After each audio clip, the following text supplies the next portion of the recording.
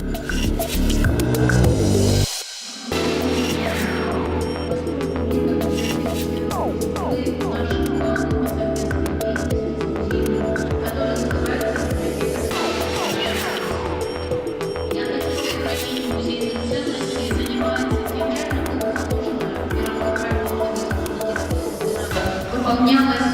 одно из важных положений в законодательстве о президенте и о первом президенте Республики Казахстан. Как известно, в законе обозначено, что при осуществлении...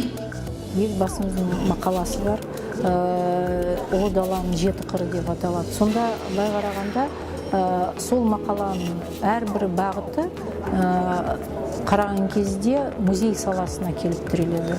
Сондықтан осы кәсіби сессияға біз республикалық деңгейде алғаш рет біздің әріптестерімізді, музей саласында қызмет атқарып жүрген әріптестерімізді жинап отырмыз.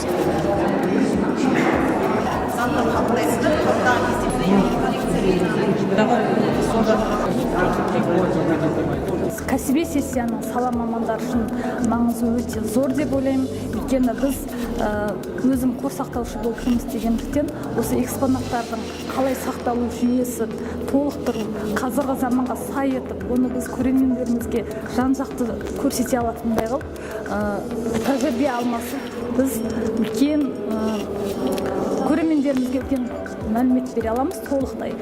Бас қосулардың бір жақсы, барлық өңірлердегі әріптестермен кездесеміз, пікір алмасамыз. Бәрі де бүгінгі конференцияның тақырыбы өте жақсы таңдалған және өздерін мазалап жүрген сауалдарына жауап алғандарын айтып жатыр.